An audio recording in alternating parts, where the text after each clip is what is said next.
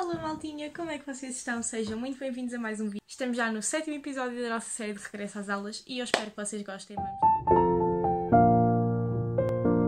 Antes de mais, para quem é novo por aqui, olá, eu sou a Bruna. Terminei este ano o 12º ano em música, mais precisamente em canto lírico, e por aqui mostro-vos um bocadinho da minha rotina enquanto estudante de música, dou-vos algumas dicas relacionadas a estudo e tudo um pouco dentro destes temas. Hoje, para o nosso 7º episódio da nossa série de regresso às aulas, já estamos a meio.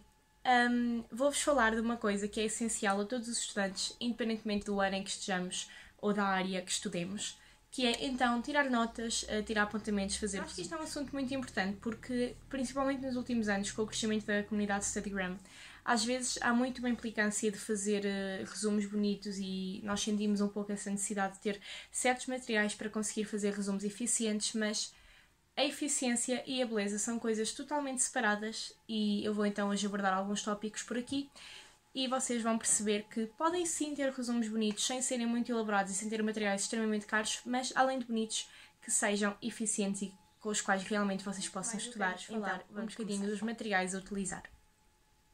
Eu não acho que haja materiais certos para ninguém, até porque cada pessoa se identifica com um material diferente, mas acho que o fundamental nisto é mesmo simplificarem. Ou seja, se nós formos realmente a pensar no que é essencial para eu vou mesmo cingir ao essencial, claro que está tudo bem. Se quiserem fazer resumos mais elaborados, porém, eu acho que em ambiente de aula é mesmo melhor nós cingirmos ao conteúdo e não à aparência dos apontamentos. Então, antes de mais, eu acho que a principal coisa que deve fazer parte dos vossos apontamentos é uma caneta para o corpo de texto, dependendo da cor que vocês preferem e do tipo, esferográfica ou caneta de gel. Se eu tivesse que recomendar, as minhas esferográficas preferidas são estas aqui da Papermate, são as Inkjoy.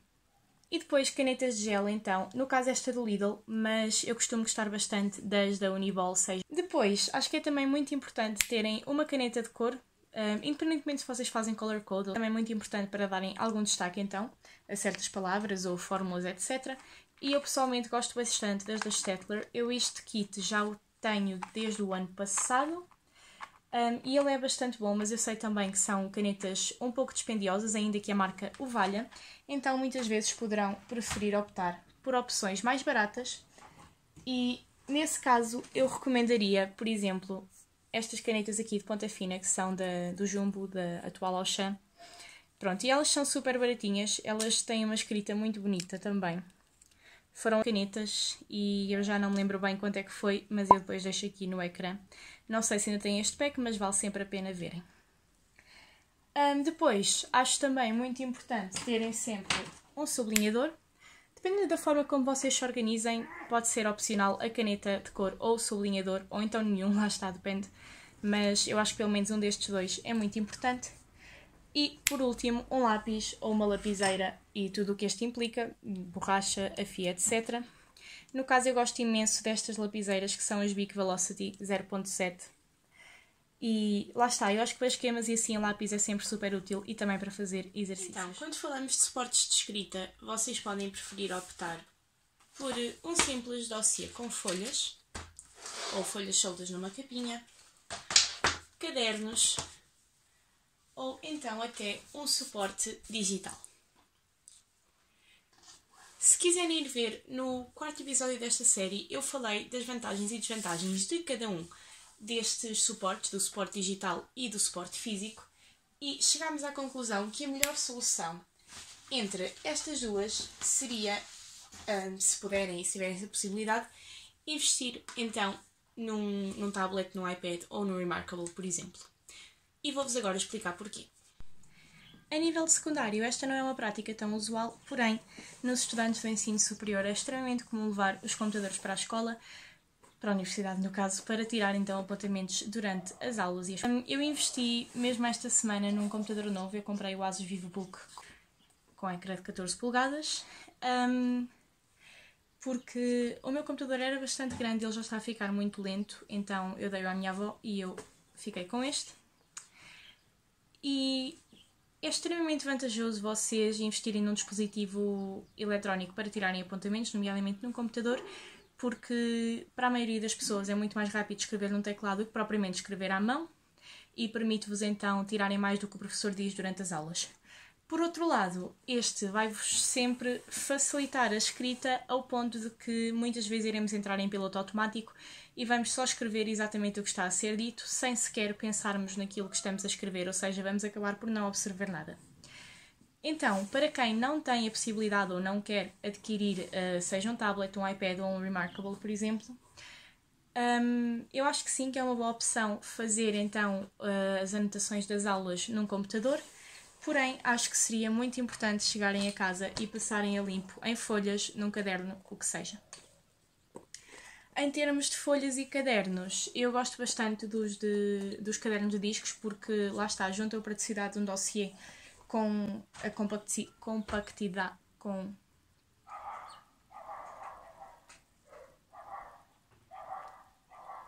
facilita imenso a organização dos apontamentos e tudo mais, e também reduzirem o peso que carregam convosco, caso prefiram então tirar notas à mão mesmo em aula. E acho que em relação a suportes de escrita seriam mesmo estas minhas sugestões, mas lá está, ao fim e ao cabo, mesmo tendo um tablet, eu acho que é sempre bom depois rever as notas e passarem a limpo. Agora sim, malta, que já vimos então a parte dos materiais, eu vou passar então a como fazerem resumos eficientes e quais são os métodos de resumo mais eficientes que vocês devem e podem experimentar. Antes de vos falar precisamente dos métodos de resumos, eu queria só referir que é bastante importante vocês terem um papel com uma gramatura, com uma gramagem bastante alta, porque se precisarem desenhar ou pintar alguma coisa, ou mesmo quando usarem canetas que saiam um pouco mais tinta, é importante terem um papel de boa qualidade, de forma aos vossos apontamentos. Não é por uma questão de estética, mas é mesmo por uma questão de praticidade, porque se ficar tudo a passar de um lado para o outro, não vai ser bom de todo e não vão perceber nada. Mas então, passando sim aos métodos de escrita, o primeiro que eu vos vou falar é o método Cornell.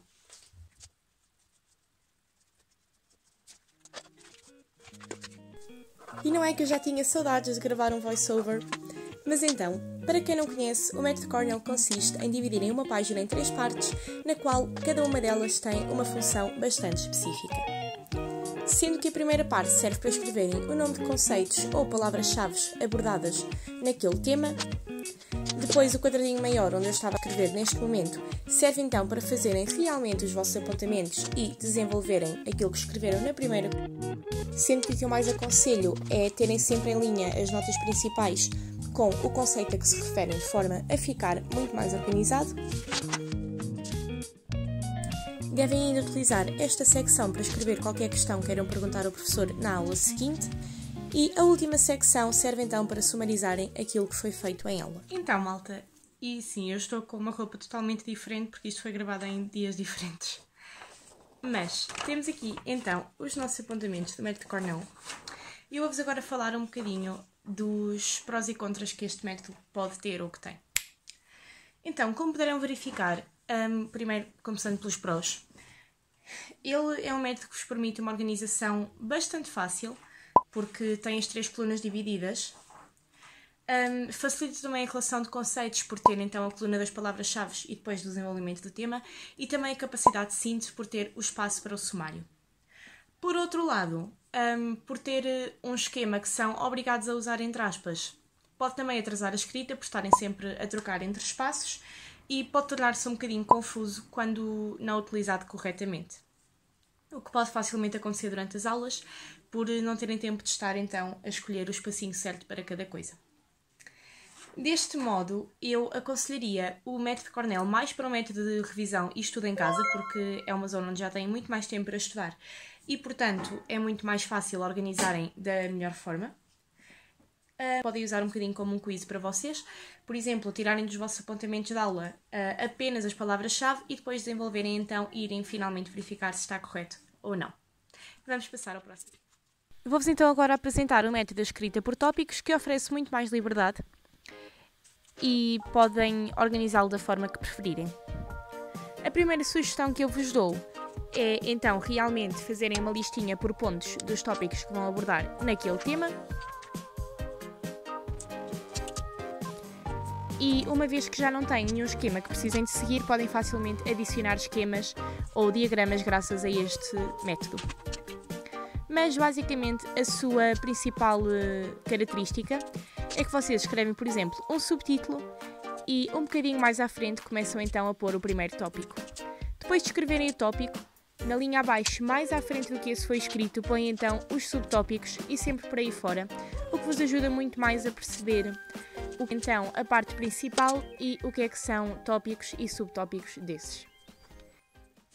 Bem, malta, temos então aqui o resultado final dos nossos apontamentos por tópicos e, pessoalmente, este é um dos formatos que eu mais gosto e para tirar apontamentos em aulas é o que eu mais uso. E falando também de prós e contras, eu considero que os prós sejam mesmo que é muito rápido escrever neste formato e eu no caso optei por usar algumas cores, mas obviamente vocês podem usar simplesmente uma esferográfica ou uma caneta de gel preta ou azul, porque lá está, é super fácil de organizar, ainda mais que o método Cornell, porque é simplesmente utilizarem símbolos para definirem os vossos tópicos, tal como eu fiz aqui a chavezinha no caso. Além de que é um método facilmente adaptável a todos os formatos, ou seja, tanto em papel como em computador é super fácil de vocês fazerem este tipo de organização de apontamentos. Depois de contras, e eu acho que isto é um bocadinho um contra, que tudo o que tenha rapidez vos pode acabar por trazer, que é o entrar em modo automático. Eu falei também um bocadinho disso no episódio 4, mas eu vou reforçar um bocadinho, porque eu fiquei também de aprofundar este tema, tudo em relação ao tirar apontamentos. Eu acho que então, a questão do entrar em modo automático é o seguinte: muitas vezes, principalmente escrevendo em computador, porque a maioria de nós tem facilidade de escrever mais rápido, nós entramos em piloto automático, ou seja, escrevemos exatamente tudo aquilo que o professor está a dizer, portanto, basicamente estamos só a copiar, não estamos realmente a absorver nada, o que é um dos motivos porque tirar apontamentos em papel é melhor, porque como se calhar não conseguimos escrever tão rápido, acabamos por nos esforçar mais por pôr as coisas à nossa maneira, o que nos obriga a raciocinar mais e também a desenvolver melhor o pensamento e a perceber melhor aquilo que estamos a abordar. E também, dependendo da aula, pode não ser tão prático se for uma aula com conceitos mais práticos, sejam coisas mais relacionadas à matemática e assim. Acho que pode não ser tão bom porque, lá está, são disciplinas muito mais de exercícios e de repetição e assim. Portanto, talvez não seja tão prático, mas para disciplinas mais teóricas, com conteúdo corrido, acho que é um ótimo método. Bem, malta, para mim estes são os dois métodos que fazem mais sentido para fazerem apontamentos em aulas. Depois, obviamente, que para revisão podem utilizar mapas mentais, consistem basicamente em terem um conceito na parte central da página e depois com várias setinhas outros conceitos relacionados a esse. Ou flashcards, que basicamente é terem fichinhas.